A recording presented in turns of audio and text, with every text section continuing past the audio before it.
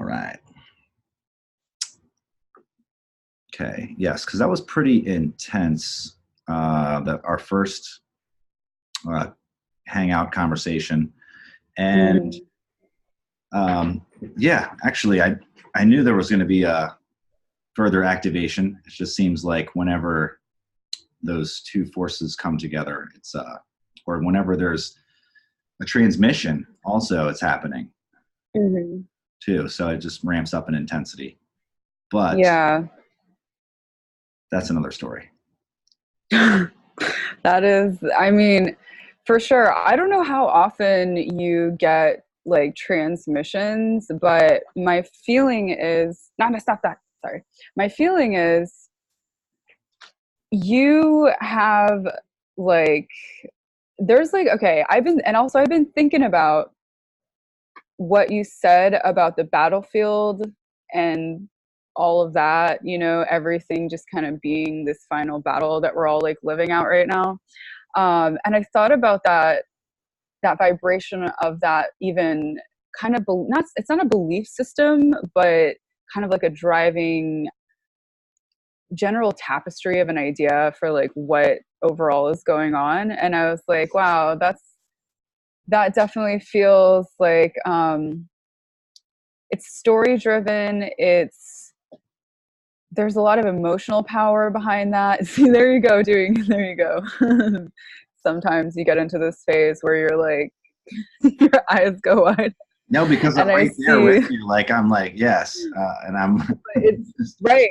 You have this intensity. It's like you get very drawn in, like you become this magnetic being, but also you're like emanating at the same time when you do that phase. It's like you're magnetically being pulled in, but you're emanating something. It's like a resonance bouncing back and forth almost. And I don't know, I would like to hear you describe what it feels like when that kundalini is going through you, when you start having to like move your body to adjust to the energy flowing through you, and like how often does that happen, and just like hearing you talk about that a little bit. Okay. So well, initially it was pretty. It's hard to describe level of intensity. I would just say initially it was pretty much constant for the first 6 or 8 months. Um, it was difficult to even be out in public, you know, just like having this force being impelled upon me was a little unsettling. But, you know, I got through that kind of phase and then was able to not so much control it, but kind of direct it a little bit. So I realized that, yeah, that moving my body in certain ways sometimes allows for it it facilitates the release of it. But other times it's just kind of like, it's going to hit somewhere. So it's like, it's hitting now. It needs to find a way to, you know, get where it wants to go. And so it just moves the body on its own. But you know, I would say it's daily for sure, and it varies in length of time and intensity. But I do find that whenever I'm doing spiritual practice in particular, or even having a discourse and discussion about you know, these matters and insights into the mind and into the nature of reality tend to really activate it intensely. Okay, because I remember what I was talking about when you started doing that. Mm-hmm. We were talking about how students and young people, they're all talking about what does it mean to have to feel like they need to qualify for having love or being someone who knows how to love. That's what it was. Yeah, That's okay. what we were talking I about. recall that. Yes, from the Yeah. something that came up in the meditation class. Right. Yeah. So what exactly was it? People got triggered on thinking that they aren't qualified to know how to love properly. And then we were talking about what is the nature of Well, pure love energy it was versus. hitting the ego a little bit. It's like, who are you to tell me that I don't know how to love? Mhm. You know, and in a sense, it was kind of a misunderstanding on that level because the person was taking it personally. they as an individual weren't qualified, and like they know that they've experienced love themselves many times or what have you. But the point that the teacher was making was really that the subject of love is so vast and so deep that it really requires study, contemplation. You know, we don't have to study from books, but it takes time and practice to really go into it, to learn it, of its depths. I mean, it takes, I don't know how long it takes, lifetimes, I suppose.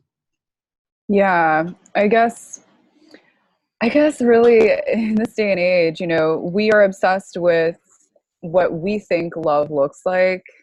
You know, romantic comedies, typical to reference like these impossible seeming ideals. But really, I mean, really, if you think about it, these are guys that are just, you know, they're willing to go out of their way to make somebody feel special, and someone who's going to be super honest and, you know, lay themselves out there, putting themselves on the line, and really just making themselves vulnerable, I guess, is a big part of it.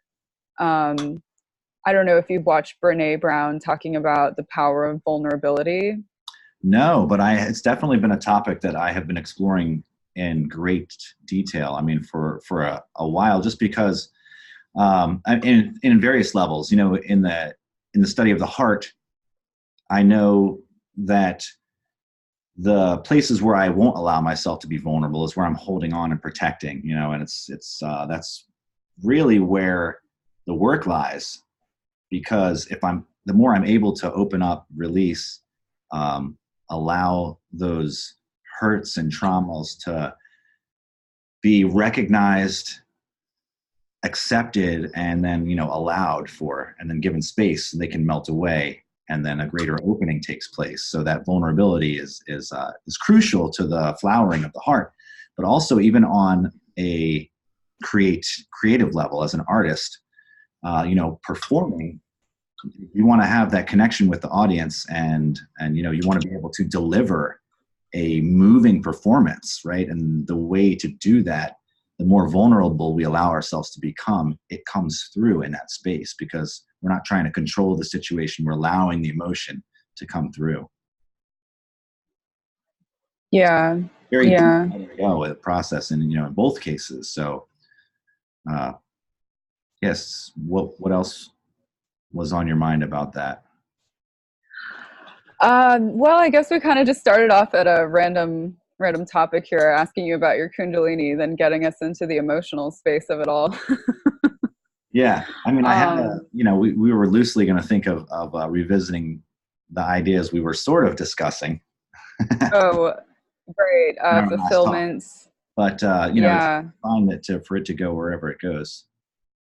I mean, yeah, I honestly, I do want to revisit that discussion because I could not hear most of what you said on your end while we were having that discussion. So it was more just like me trying to hear what you were saying and then kind of thinking I knew what you were saying and then responding that way. But um, yeah, I definitely liked what we did cover though. Trying to see like what were all the points that we went through. Basically, what is the nature of what it means to feel unfulfilled? Why do we feel unfulfilled? Why are some people, there are some places on earth where you could say, generally in certain places like America, a lot of people here who are driven by external standards leading them to think, am I, you know, fulfilled or not?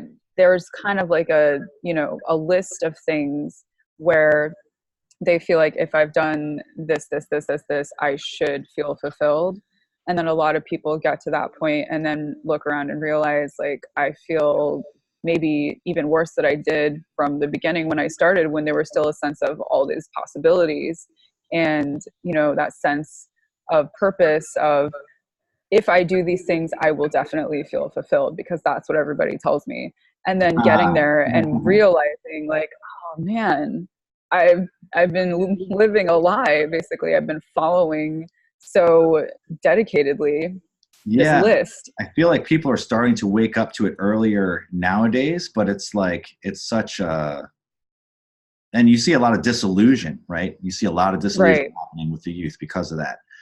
Whereas, you know, we know when people, we've heard stories, you know, when people get old and they realize, you know, that they've wasted a great deal of their energy in their life and, you know, and not been able to pursue their dreams like they really wanted to. And it's because of all this conditional programming. They've been told Right. that happiness lies down this certain path, and, you know, they bought it and followed it and saw it to the end. And it's like every step along the way you get there and you realize, oh shit, well, that's not it.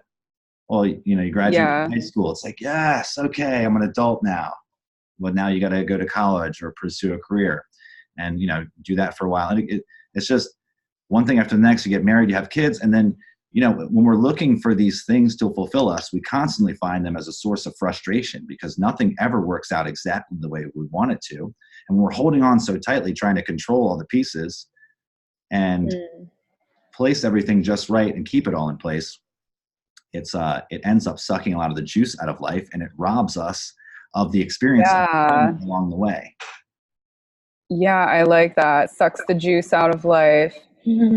Yeah, That's a well, good and it's way of putting constantly it. putting us into this mindset of happiness lies in the future, or happiness lies in a set of external circumstances that I can influence but can't fully control, and it's kind of a battle to get there. Hmm. And then once you do manage to get it, then it's protection time. It's like, you know, all defenses are up. I got to make sure I don't lose any ground. And, you know, the order of the day is just ends up being more. Yeah, right. And that's one of the things I was going to bring up. So, this book that I was reading that was about the African tribe I was telling you about, of Water and the Spirit, by Patrice Malidoma, I think, wait, Some? I'll look it up later. Or I'll look it up now because better time is now. Malidoma. Seize the Patrice day. Malidoma. Patrice Malidoma. Okay, so Some. I was right. Okay, anyways. Um, so it was interesting, like reading through that book. And I really recommend this book. It's a really interesting read, very educational. And it talks about, you know, all of the belief systems they have within their tribe. They work with the shamans closely, or like, you know, there's the main spiritual leader that everybody comes to. And Mm-hmm. their view of the white man, who they say were white, pink, like pigs, which I thought was funny. When I thought about that, I was like, I guess, yeah. You know, like, we do look like piggies. I thought that was kind of funny. But they were saying, you know, the white man's hunger doesn't know any end. Like, it's just out to consume everything. And I Yes. was like, that's so true. You look at people that own corporations, most of them being white. And I mean, not that I don't want to bring race into it because that's another divisive agenda, It's a whole but culture thing. just It's you right. know, our European based kind of culture. It spread from Europe, and now it's Americanized, and America is like the leader in culture in the world. I feel like now, so to speak.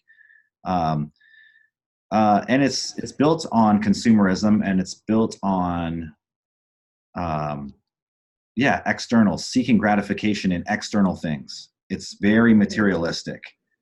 We've lost our connection with the depth of our being, and we are raping the world's resources, trying to consume more to fill this empty hole, this hunger Right. that To what never end? ends. Yeah, so they were dead on. Yeah. And I It's mean, all about, we want I, to look at the profits, you I'm know, not, what's the you know, quarterly not putting report. myself up on a pedestal either. I experience this stuff regularly. I experience it deeply, this desire, this continuous gnawing for something that's going to give meaning and lasting fulfillment. It's one of the reasons why I've, you know, looked so deeply into this topic, but I've also experienced these incredible bouts of freedom from that continuous grasping and clinging and seeking for fulfillment. And in those moments where it drops away and it feels like coming home, there's an experience of, I'm enough as I am. I'm everything, really. And there's nothing that I'm not. In fact, everything that I could possibly want literally is within. And I know Mm. I've heard that for years, you know, studying mindset training and spiritual works and things like that. But it really doesn't sink in until we start to be able to go beyond the mind and experience it. Because other than that, it's just words. And it's just like, okay, how can I conceptually think of how I could get to a place in my mind where I could be happy and fulfilled the way things are? And then now I'm going to try to create that structure in my head. And that ain't the way it works. It's a total letting go and a complete crumbling of that structure so that it can restructure into just an efficient functioning that can still communicate and act in the world, but it's no longer the basis of my identity, of who I am, and it's not where I'm looking out from into the world, trying to see what I can get for myself. So that's starting to dissolve and drop away, and a deeper sense of self is emerging from being, from the depths of awareness, from that which I am.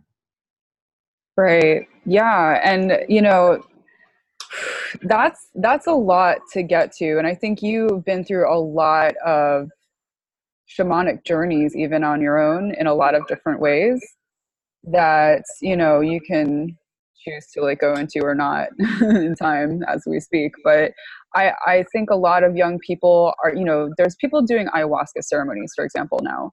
And that is like a very intensive way of basically psychic surgery. It's a way of really going in, laser focusing without all the ego games of saying, no, that's not really me. It's not really true. I don't really do that. And instead, you're suddenly just like all of that ego game is just like removed. As far as I understand it, I have not done an ayahuasca journey. I've done other psychedelics, which sound very similar to the experience that I've heard people describe as their ayahuasca experience. And you know, I just want to say too, really quickly along those lines, because I've experimented with a lot of psychedelics, DMT in particular, which is the chemical, the entheogen in ayahuasca, although I haven't taken it in that form. And my experience with it too is that you're dead on point with the psychic surgery, and that's a huge aspect of what's happening, and we cannot overlook the fact that that surgery will leave a wound. So it's right, and that's aware of that aspect of it, and they'll go into these experiences a lot of times just thinking it's going to fix them entirely. I mean, they're tremendous. It requires a lot around it as well. It's one of the most powerful experiences you could possibly have. They're enormously transformative. They have changed my life, but they will alter you in ways that you'll have to work through and restructure. Right. It can be very unsettling for people to be just thrown in with it. And a lot of times it happens when people aren't even expecting it. They just think they're going to have a trip and a good time, and it becomes something. Which is pretty funny. I always like the saying, like, go on a roller coaster, it'll be over, bam, you're done. You end up getting the trip that you need, but not the one you want. Right. Shake the fabric of your reality. Ooh, exciting. Exactly, phone. So my point in bringing this up too was like, so the Boulder Psychic Institute classes that I do, right? We work with psychic healer. Well, okay, so we do the psychic work, and then we have psychic surgeons that we work with. So they come in, okay? We call them in, we ask them to give us certain healings, right? But so we have our healing master, we have our psychic surgeon. We can call in as many as we want. I'm working with 3 specific beings right now. I feel like 3 was a good number for me to have on my team personally. So I ask for their assistance like every day, and I have my meditations that I do every day to help me to ground, to protect myself, to run earth and cosmic energy through my system. I make sure my aura is sized and spaced properly around me. I have a personal thing I do that I like work with my wings, which is just a representation of my connection with my higher self. Oh, that's cool. I've experimented with things on that level also. Very interesting. It just kind of started opening up.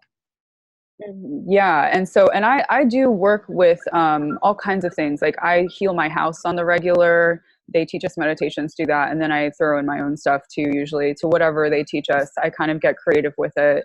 going to the Cathedral of Souls and meeting with beings there that will give me a healing. They have like healing pools that you can go into. They have teaching hallways you can go down, and beings will like show you down the hallway and show you doors, and will open the door and give you a lesson and give you all these visions. That's how it works for me. So I will, angel or Jesus or, Buddha or one of my ancestors on the Native American tribe level will like come and take me to these rooms, and they'll show me something. They'll give me a lot of visions, which I will then interpret.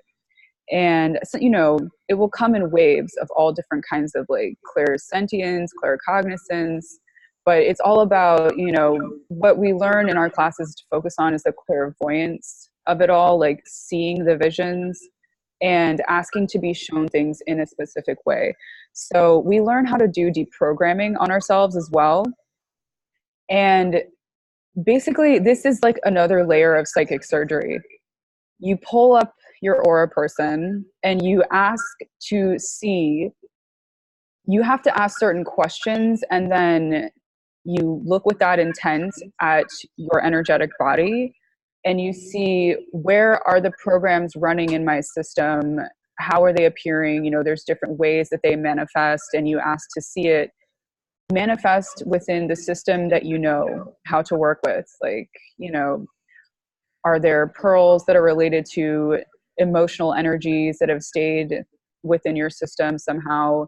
Are there like machine energies, things that give you knee-jerk reactions to stuff? Like you don't think about it, you just respond automatically in a certain way. That's like a heavy kind of programming that just makes you knee-jerk reaction to something. And then there's other things like snakes, which are related to fear and control energies, and spiders, which are related to pain energies. Now you look for these things, and they teach you how to remove them, which you take the classes to learn how to do that, because it's like a whole thing that you have to like lead up to how to understand to do it properly. But it's pretty simple once you learn how to do it. And so I've been doing these exercises on myself for months now, and it's really, really affecting me. Like, it's definitely not something I could just make up. Like, it's definitely real. It's definitely doing something for me. And it is like a consistent removal of like tumors, almost, is I guess what I could equate it to. It's just like foreign energies that are programmed into our subconscious and into our light body, basically.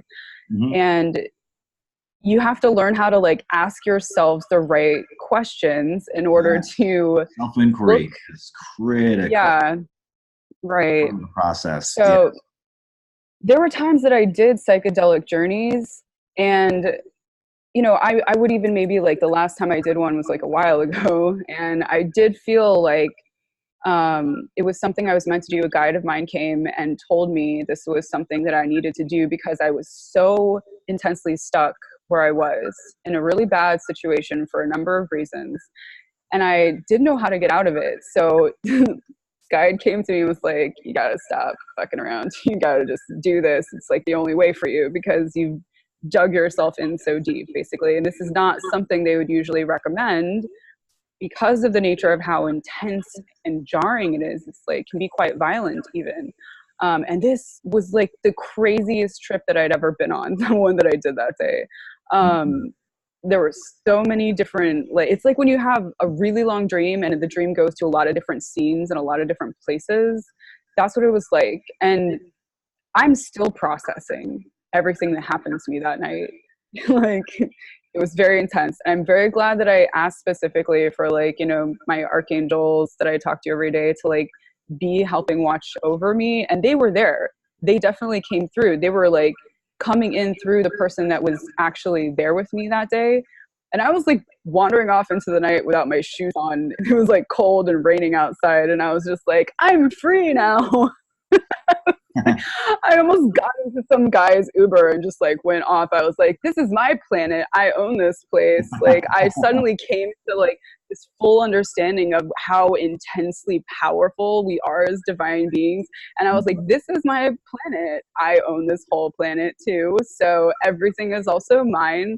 The money system is totally some bogus bullshit. Like we should all just share with each other. I was like really intensely in this super like transcendent sort of vibrational state, but it wasn't really safe, you know. Like it's a good thing that I called in some protection. Shashananda, it's a good thing I called in some protection because, you know, it's no joke That very messing much reminds around. me of one of my teachers, Byron Katie. She talks about when she first had her awakening. The first couple of years, she would find herself just walking into random people's houses because she couldn't That's understand. what I tried to do too. Couldn't I was understand the idea banging of on people's separation. doors. Like the whole idea of separation of separate ownership was so laughable that, like, you know, it wasn't real in her mind. But and sometimes people would ask her for money. Sometimes she would give them everything in her wallet. You know, she had to learn how to, like, you know, resettle back in and how to function again. Which that's kind of what I was talking about. Like the functioning, we need that ego structure to be functioning, right? But we just don't want to be identified with the false person that it creates. Mm-hmm. We need to be able to see through that false person on a regular basis and continuously see through that person regularly until it no longer needs to be seen through anymore, because again, it's just been seen through so many times and so clearly that it can't retake its hold. Mm-hmm. I'm not quite there, but I'm going through this process for sure. I find myself more and more being able to, for a while it was like, okay, I'm slipping into the state of beingness. I'm getting comfortable with what that's like. This not mind identified, vast, spacious awareness that is self-liberated and self-luminous. But then it's like you sit there for a while as this ball of blissful goo, and then it's like, okay, the mind comes back in and it's like, all right, what the fuck are you going to do now? Like, what are you supposed to do with that? And then it tries to take over again, and it does for a while. And it just goes back and forth for a while. That's what I was kind of doing for a bit, because as I'm learning, the process is to be comfortable enough sitting in beingness and to learn to shift. It's shifting your locus of awareness out of the thinking mind and into the heart. And then the heart is already aware and already knowing. So we learn to begin to act from that level of awareness. And we can still use the mind. We can still have access to thought and thinking. And sometimes it's an extremely powerful tool and an adaptive, useful one at that. But it's taken over, and it's time for humanity, it seems like, to start to upgrade their operating system into this new level of heart mind or awake awareness. Yeah. I mean, I guess as I'm hearing you talk about this, and I'm thinking, you know, what would I do if I were in your position, feeling all of this, going through all of these, you know, back and forth states of like being comfortable with being that no mind, and then suddenly kind of coming back to like, well, what do I do now? Yeah, I'm kind of imagining calling in, just sort of like, all right, I'm going to now tell myself that I'm manifesting naturally without effort. Whatever my life purpose is, it's going to be clear. I'm going to meet the right people at the right moments all the time, and just like practice visualizing. Like they teach us how to do mock-up meditations is another thing that's interesting. You know, you put into a ball, you imagine like what you want to manifest for you. Not, you don't put other people in your mock-up meditations, just how you want things to manifest for you. And if there's something that you feel like, all right, I feel in my heart, you know, I'm having this vision of like, this needs to manifest because that's a part of my purpose in life. And if that feels right for you, you know, they teach you how to do this, you know, put it in the ball, you imagine the scene as clearly as possible, all the details around it. and then you send it out into the universe. And I practice doing these, not as often as I would like to. I'm training myself to do them more often, but it's really funny. My first ever mock-up meditation that I did last year was for a bicycle mostly of a specific color and a general kind of outline of what it looked like. I didn't know how specific to get because I don't know that much about bikes, but I was like, I really just want this bike. Banana seat, And big monkey bars. just a cute bike. Yeah, generally. And it's funny. So I ended up walking through my neighborhood. This is like a few months ago, like at the beginning of summer or something. And I was walking through my neighborhood and I felt this pull to like walk up this stairway as I was walking my dog.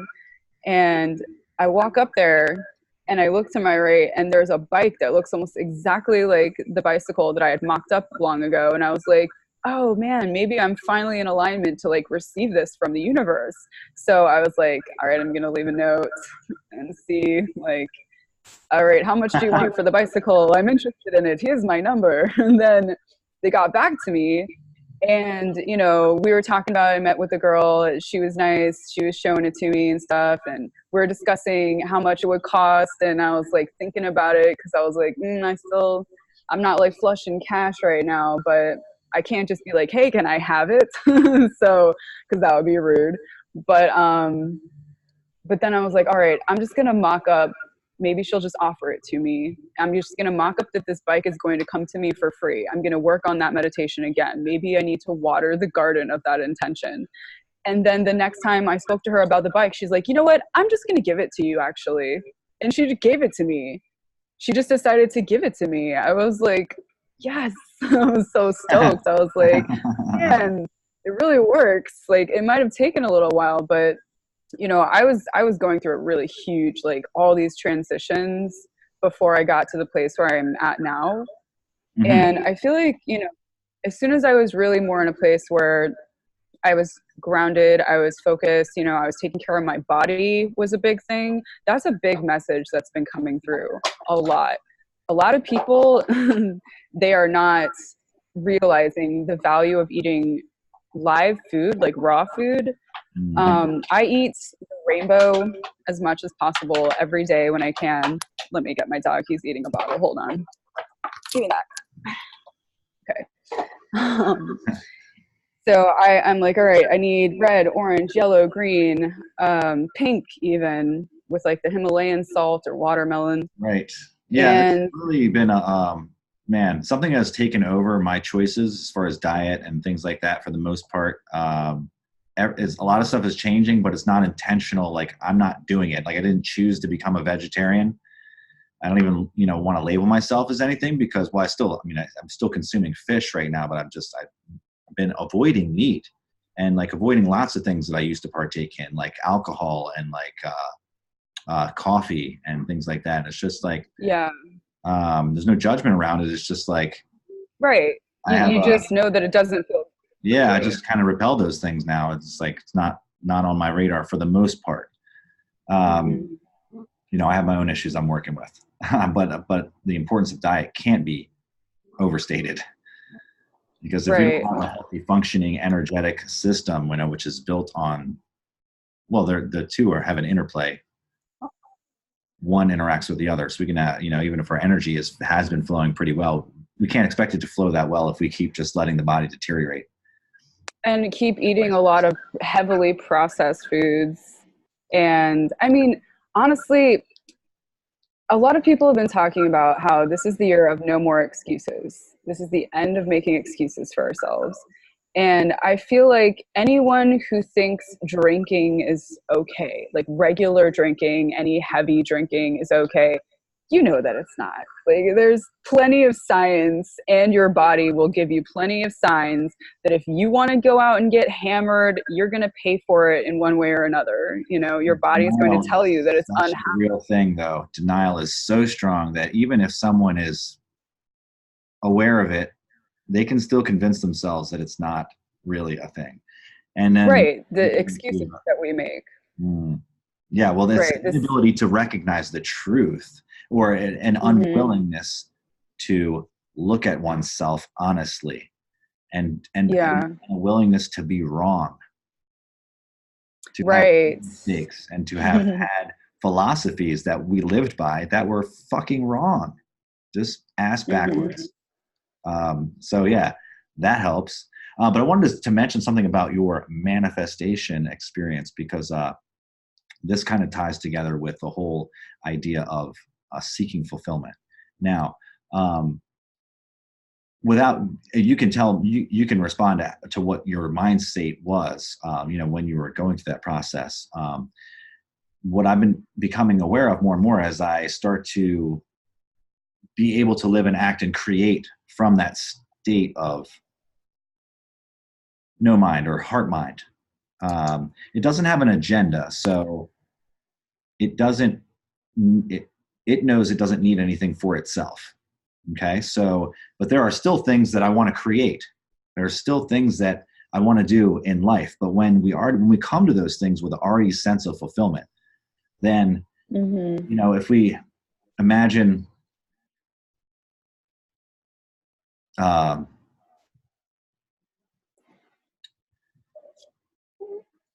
if we just imagine the ability to have unlimited powers of creation, right?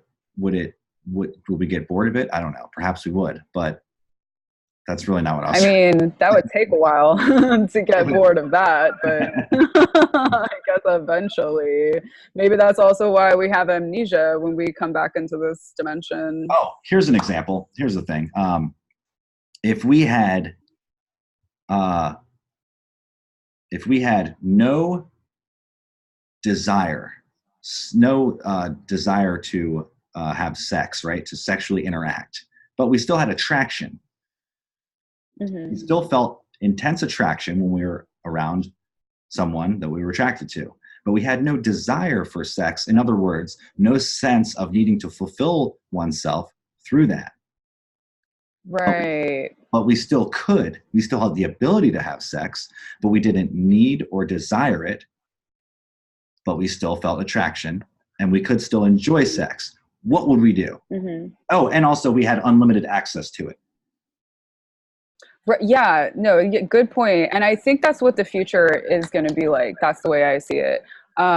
Which means you will be coming from a place of more utilizing your upper chakras to find someone who could be a potential mate, right?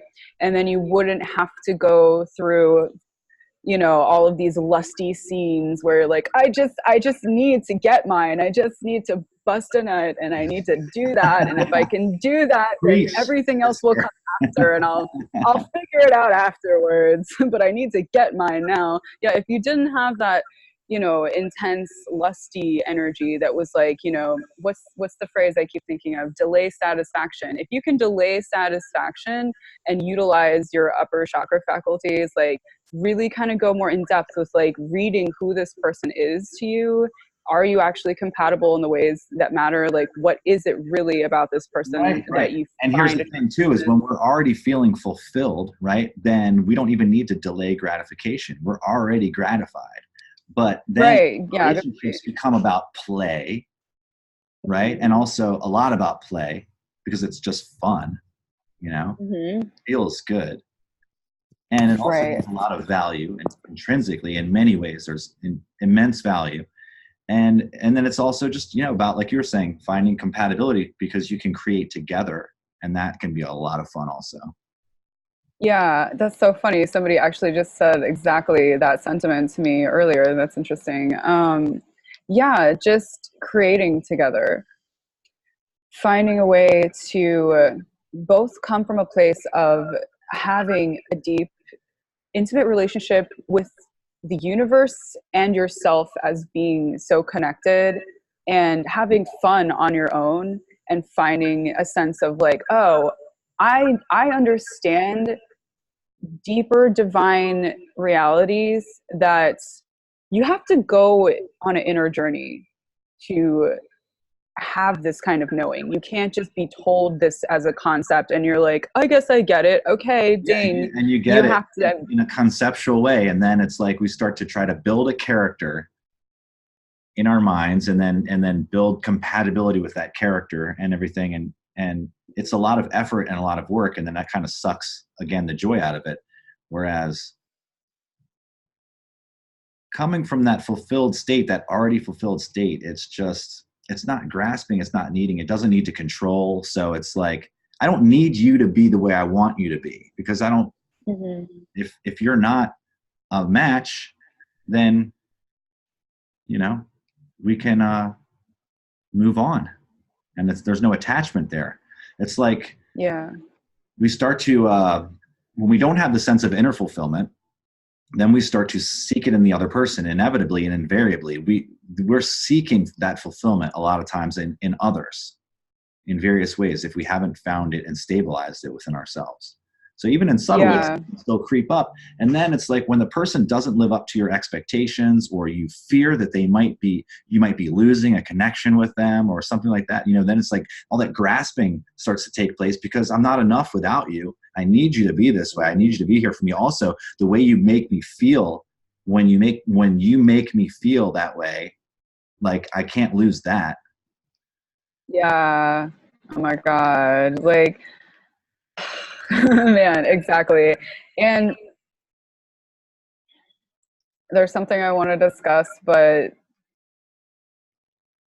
I don't think I can in this setting. But okay, I'll say this. A specific person that I dated at some point, let me give an example of this. They were trying their best to be what they thought was an aligned person. And as we went through our relationship, they would call me out for things that they would say, oh, you're doing this and it's not right because of this and this reason. And I felt later when I looked back at that, and I was like, yeah, I guess that they could be right about that. And, regardless, though, when I really looked a little deeper, I realized that was something that they had trouble controlling within themselves. So when they saw me doing it, the same behavior that was a reflection of their struggle, it became an ego battle for them. They wanted to be with someone that didn't have the same problems as them. They wanted to be with somebody that made them feel like, oh, because I attracted this person, it validates something about me that I was afraid maybe I didn't have. Wow. So I feel like doing the inner work on your own and really being at least honest with yourself, with what your struggles are, and not projecting them onto somebody else and trying to have control over them in the way that you want them to be, because it's how you want to be, that is important, because you'll end up lashing out at the other person when really it's yourself that you're upset with, because you haven't learned how to master that yourself.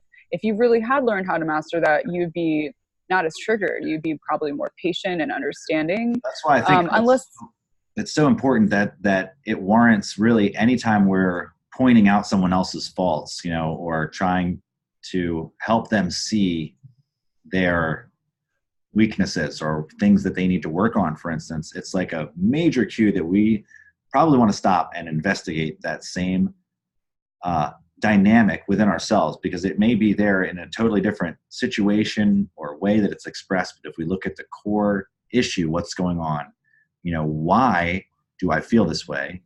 Why am I behaving this way? And beyond the honesty, really take a look, because if we're honest and we look inside, the answers will come. They'll start to come. Yeah. And that's another thing. It's like, but if we're too protective of ego, then we got to make the other person wrong. Yeah. Yeah. Like, it's you, it's not me. I'm the one who's right, and I'm the one who's trying to teach you something. You're welcome.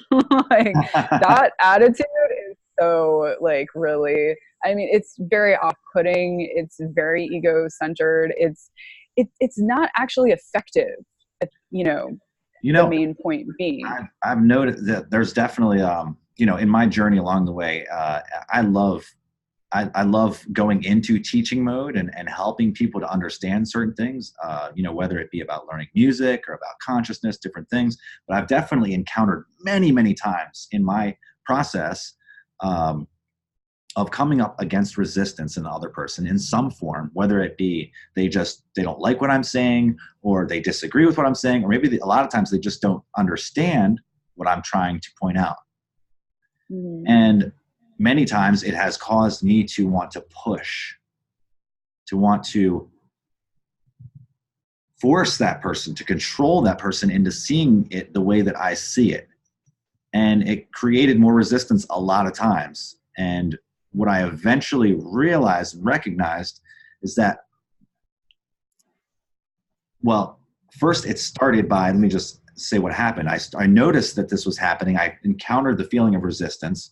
And I would get a sense that, like, okay, I'm trying to connect with this person and relate with this person and grow with them and help them. And what I feel like is I'm at enmity with them. So whatever my intention was, I fucked it up somewhere along the way, because now I feel like we're arguing.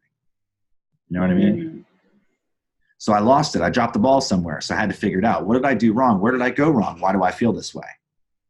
When I really examined within, I started to see that the person not getting it for whatever reason, I was making a reflection of my own self. It was a reflection of the idea that I was trying to express. It was a reflection of my grasp of it and ability to express it.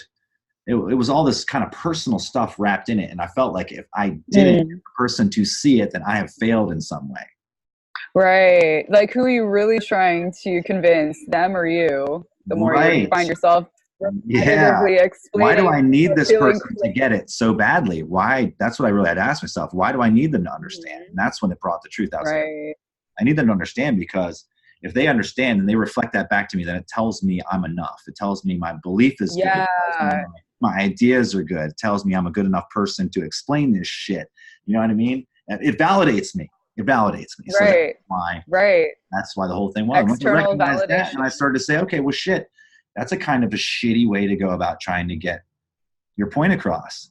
Number one. Right. Your agenda itself, it's like a self-involved kind of endeavor, but it's veiled with, like, oh, I'm trying to help you. So there's this, self-righteous energy to it.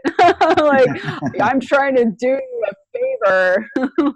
But really it's something that you're doing to prove to an aspect of yourself. You want that external mirror of validation, instead of really doing the inner work first to make sure that you even understand what the hell you're talking about within that deep level of knowing, not just conceptually thinking about it and thinking that you get it, but actually, if you understand, then you're not going to have to engage in discussions that become arguments or,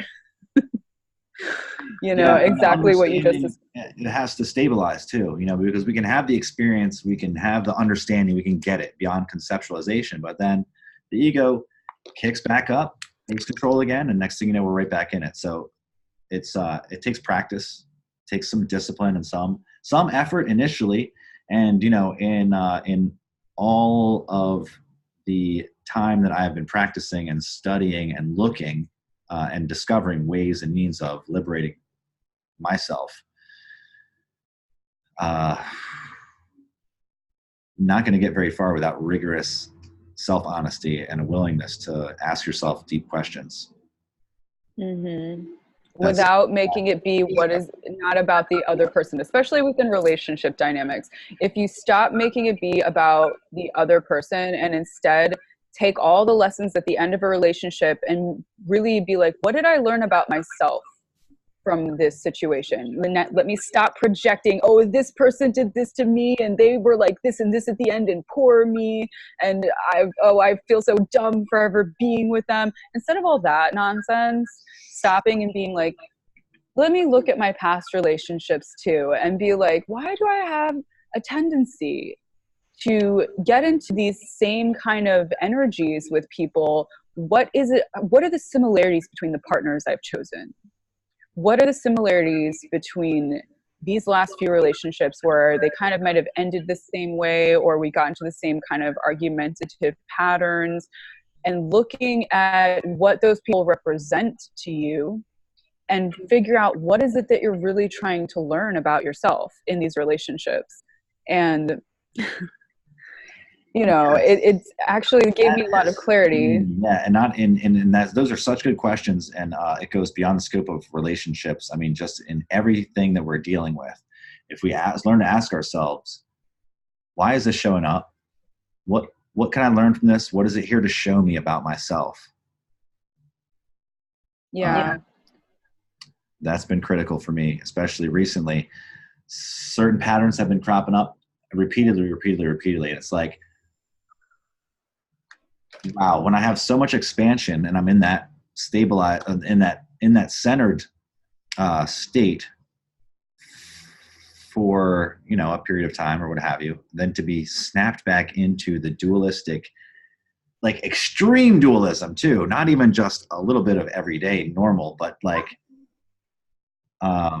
completely feeling cut off, disconnected, and looking for the fulfillment out there, looking through my eyes, where can I find it? And just having to instantly just wait a minute. But that's the thing too, is that recently what I've learned is I asked myself, what is the gift of this? What is it here to show me? What can I learn from it? And when I asked that question, the revelation sort of became very clear and almost instantly. It was just like, you recognize now that whenever you get into this pattern of experiencing, it's a wake-up call. You can now know that you are operating from ego identification. You can instantly stop whatever you're doing and recenter. Yeah, I mean, man, I gotta say, at the end of my last relationship here, I've really been processing a lot about, exactly that kind of energy. Like, I need to be grateful, or I'm being grateful, focusing on being grateful for what were the takeaways of clarity, like new clarity that I was able to glean from that experience.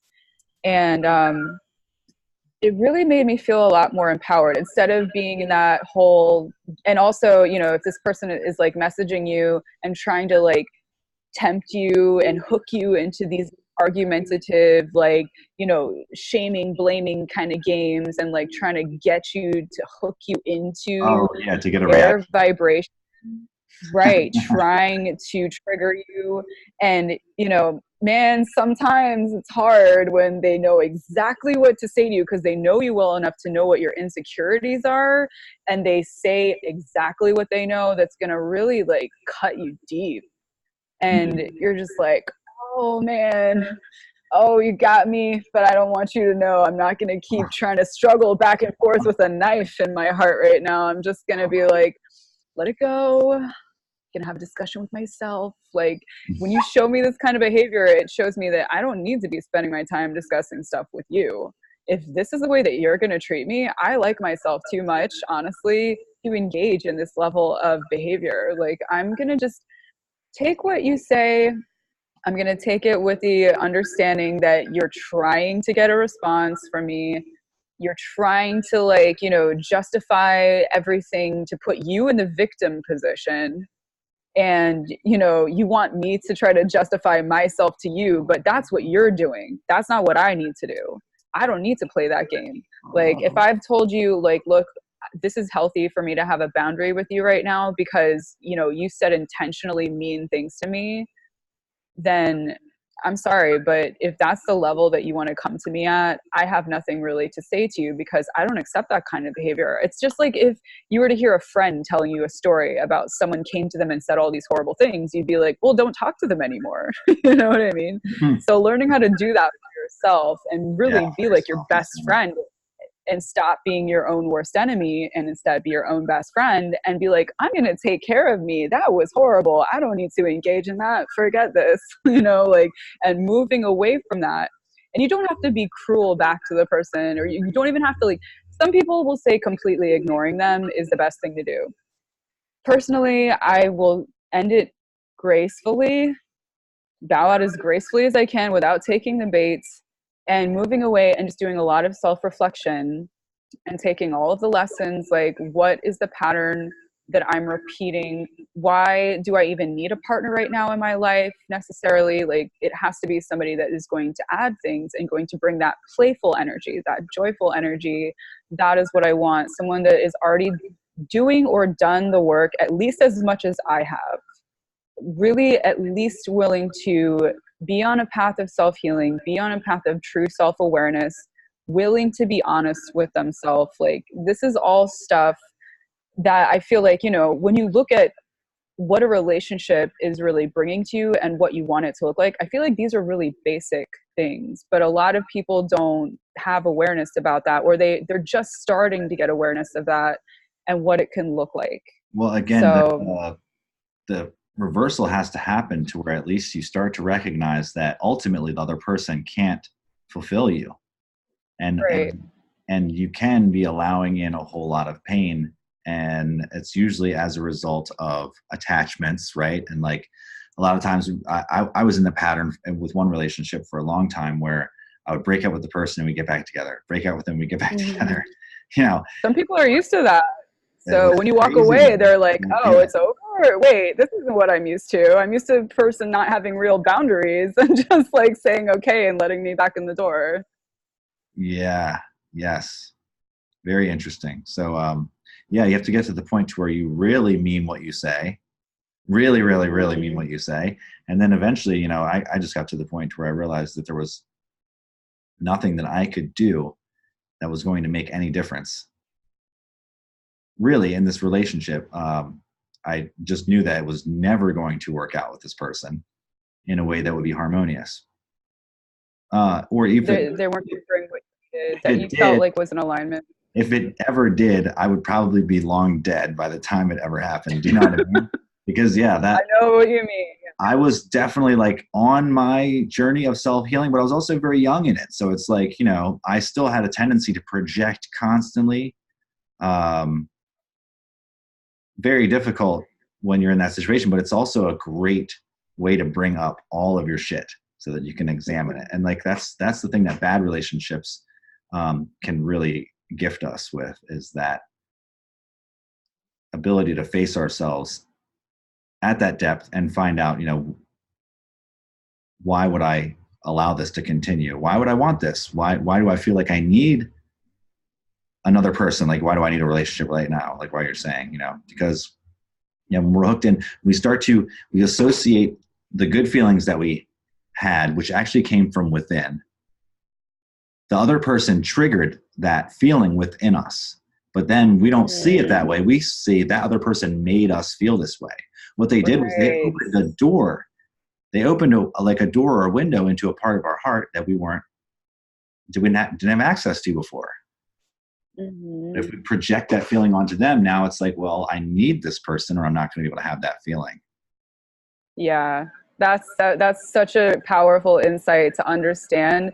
We say the phrase, you make me feel this way, which when you're choosing to be a certain kind of catalyst, yes, there's a level of responsibility that lies with the other person on how they're trying to catalyze you. But it is true that that feeling is just, you know, that's something that was already within you that was able to resonate at that frequency in the first place. That person didn't give it to you. Yes. They just they catalyze that energetic response in you. But that is something that you can do for yourself. You know, it's a journey of how do I navigate my life in such a way, and you know, define kind of like it's a relationship with yourself, but it's a relationship with the universe at the same time. It's like being the one in the all. And that is I think like the complex thing that is actually so simple, and all the programs that are running in our space that are just like keeping us really confused from the simplicity of things. There's all these curtains and smokes and mirrors that we're like trying to get through just to get back at the heart of who we are.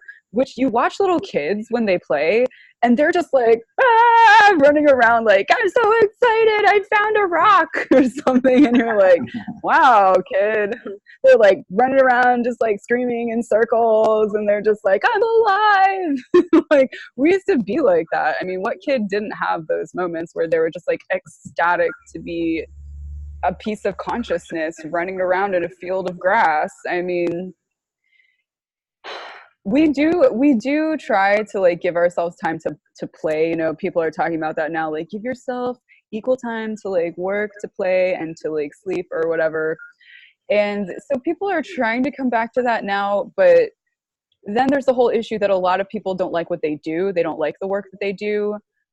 You know, they're probably not following what their soul really wants to be studying or practicing. You know, I believe there's a lot of different soul signature types. There's some people that they find fulfillment in building things, making things with their hands. Oh There's yeah. some people that find fulfillment in doing music. Some people it's dancing. Some people actually enjoy stuff that's complex, like doing stock market trades, although it's a very stressful line of work. I don't know, I think that's more like an ego structure, but but some people, Quantum for mechanics, whatever things reason, like that. I mean, some right, people just have a proclivity towards that. It's scientists, like, yes, my brain needs to understand how this works. This is orgasmic to be able to right, some prove people this love stuff. math equations. Yeah. They just can't get enough of them. They're just like, I'm gonna solve this like crazy complex thing, nobody's done it yet, I'm gonna be the first one, this is like making my day on the daily.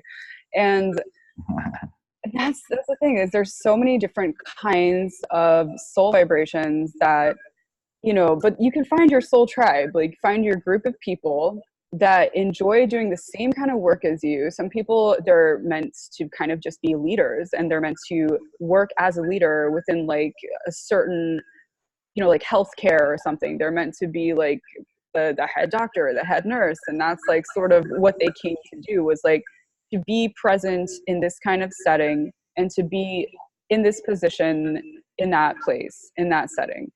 I think that that makes sense to me. There's some people that they want to have certain experiences at a soul level. They come with certain tools of what they're kind of energetically structured like. You know, people have different structures of how energy flows for them, what brings them a sense of joy. Not everybody finds joy in the same way with the same things. So I think it really becomes a question of finding where that no, what is it, the path of least resistance to your joy.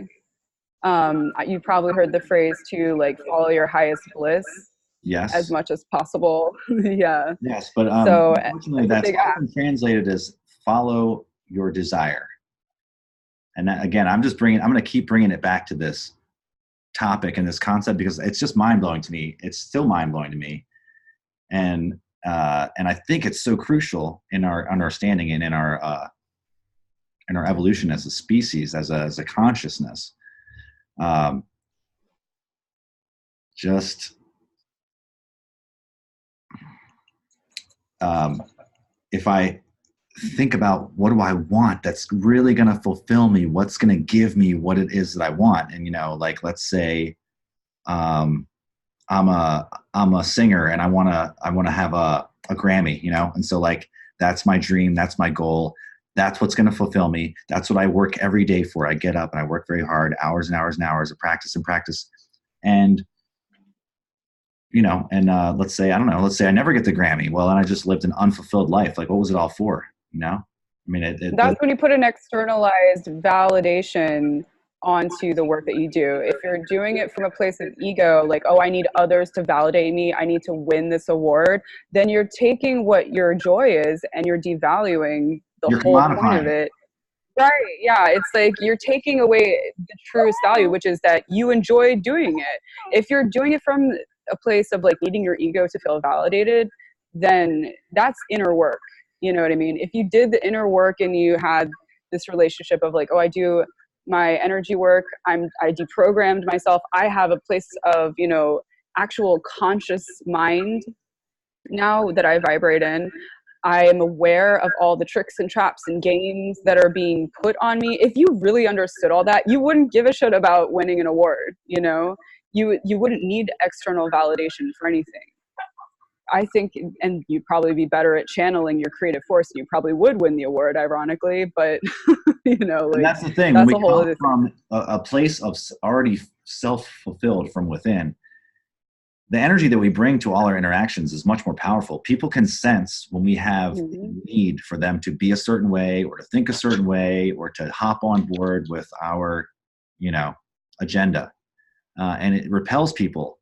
And a lot of people have an extraordinarily dominant personality, and it's so dominant that they can dominate others who would have been repelled. And we call that success. I think it can either be magnetic or it can be repellent, depending on.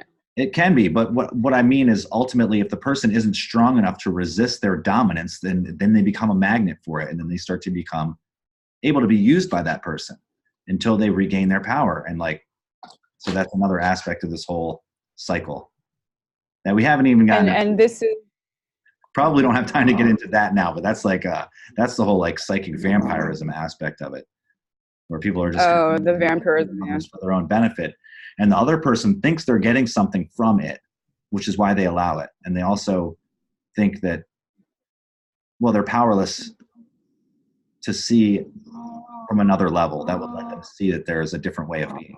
If they really could see their own power, see that they had another way of being, then they wouldn't subject themselves to that. But again, that's the blessing and the gift of pain and suffering. Yeah, I think a lot of people that have vampiric tendencies are coming from a place of not even doing it consciously. That's the thing too. I think a lot of people that have vampiric tendencies in general, I really don't think a lot of them even close to understand all the layers of programming and deceit that goes on from within themselves. They just think they're being normal by other forces that they are not aware of. And yeah, as best as I can tell experientially, negativity has a diminishing of consciousness. So the more, evil, for lack of a better word, one becomes, the more manipulative, the more controlling, the more self-serving, that one becomes, the less they become consciousness, the more their identity into this identified person. And then that's the one that they're trying to serve. So they become slaves of the character that they've created, and these other forces and influences use that weakness, use it as a doorway to be able to express through. Right. It's a double unconscious behavior that's disempowering both individuals, right? Coming from a place of being unconscious that you're being manipulated, which is your responsibility too. And also being unconscious that you're the manipulator, because you just think, you're just getting by in life and you're just doing what you do. And, you can have, there are plenty of excuse programs, all kinds of layers of how we make excuses for ourselves. And there's all kinds of layers of deceit that we play with ourselves to be the hero in our own story. We all want to think that we are the hero in our own story. I know if only people knew my whole life, they would understand me better, and they would see, because everybody who chooses to do something that we don't agree with, you have to go all the way back to the root of where that behavior came from to understand why this person is choosing to be the way they are, Yes. And that is very helpful in not taking it personally too when we encounter people who try to manipulate us. Yeah. And also not to think that they're a bad person or, they're evil. Because everyone is always doing the best that they can. I do believe that. Even if you might look at them and think, what's a crazy douchebag? I can't believe the way that they choose to act. But that person, in their mind, they are the hero in their story, and they are doing the best that they know how to do based on their, or the victim. Yeah. Which is still the hero to them. Yes. There are plenty of stories where the hero falls victim to something. Sure. And so you can the main character. Oscillate back and forth between being the hero and the victim. This book, The Four Insights by Alberto Villoldo, he talks about the triangle of disempowerment, where we tell stories about our lives and all the characters play either the perpetrator, like the bully, the rescuer, or the victim. And these three different characters, everybody's always going to fall into place of being assigned to one of those people for the most part. And I thought that was really interesting. When I read that, I was like, that totally resonates. Oh my God. And I started looking at my life and looking at the stories that I told about my life and all the people that I knew that were involved in them. I was like, man, I totally do that. You see Yeah, these big sort of time. archetypes playing out. Yeah. And it gave me a lot to reflect on for like how I was going about creating a story for myself and creating that illusion of like personality that was like all these layers of all the shit, you know? Yeah. Yes. Creating a story. You know, it's funny, like the more I examine our lives, sometimes it really just more and more seems to me like we are living a story Hmm. from day to day and moment to moment. So why not have fun with it from a place of being conscious about what the hell we're doing, you know?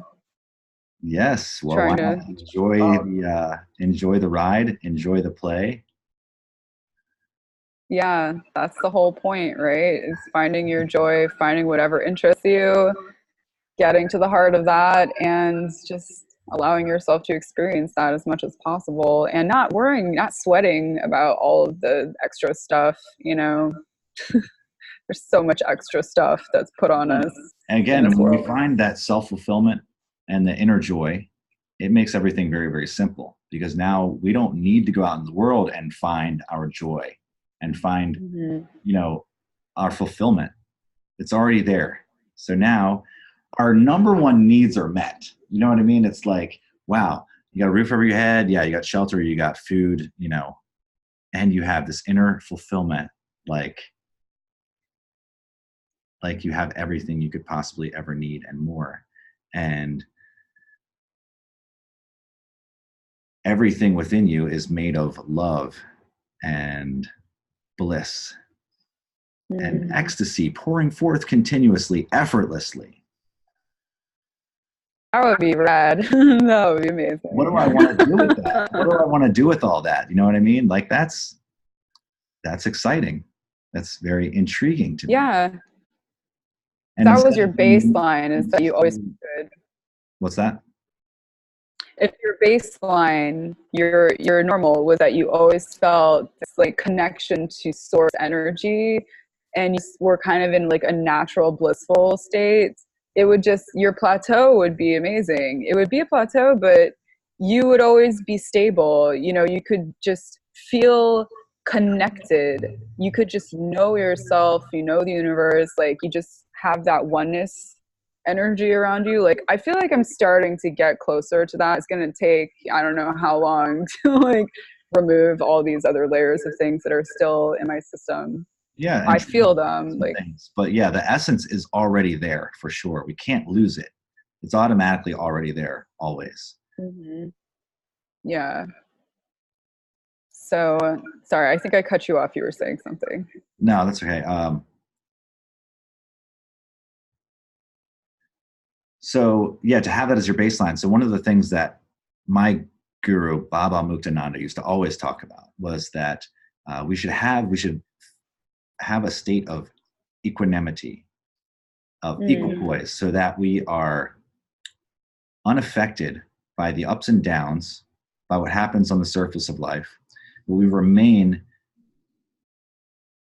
intimately immersed in our connection, in absorbed in the bliss, in the divine conscious awareness that is our very deepest self. So that was the aim of his teaching. That was his state that he lived in continuously. And his aim was to awaken that state within seekers and practitioners all over the world so that they could learn to live and experience from that same state. And then it's like, yes, yeah, what if that was my baseline? What would my life, how would my life express differently? I mean, it's really unfathomable, but we got to try to contemplate it a little bit because it's motivational, it's inspirational, and it gives us a spark of inner desire, which will help Mm. us along the way to drive our discipline and keep us going when it gets a little difficult. So Yeah. That's kind of the goal, right? No matter what happens after you understand how to sort of maintain that, and without having to try to maintain it, it just is The an goal is automatic understanding that you, liberation. Yes, yeah, liberation to be liberated. while you are alive, to know nirvana in this very body. Hmm. Yeah, I think people don't understand what nirvana is. Nirvana is not as like, whoa, as people think it is. It's kind of just the removing of all of the confusion programs, all the like disillusionment energy, you know, that people, they do inherently understand that something's not right the way things are in this world. There's a lot of perpetuations of untruths that is just widely, so many webs of that all over the place, and they're starting to get lifted over time. Now people have access to information, they have access in a way that has been so unprecedented. You know, it took forever for communication to happen back in the day.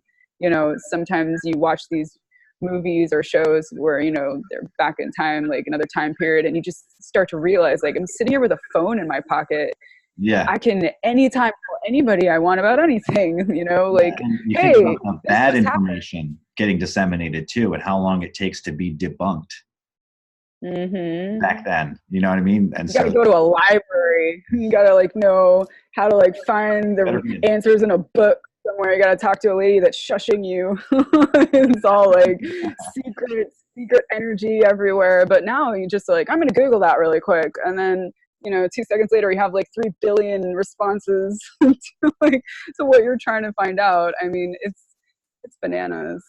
Whoa, the lights just flickered. It is indeed bananas. That's what that means when that yes. happens in my house. It means emphasize on that. So Exclamation point. emphasis on, yeah, it's an exclamation on how amazing Google is. So Well, listen. On that note, I'm gonna end the recording for now, but I want to keep chatting for a couple minutes. So I'll just yeah, use this as an opportunity to sign off officially for anyone who may just watch. sign up Enjoy. I hope you officially. were blessed in some way. I hope this intrigues you or caused you to ask a question. You know, Indeed. Indeed. I have no idea how many people will end up watching this, but it's been fun for just the two of us anyway.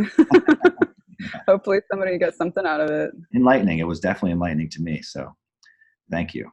And we'll Indeed.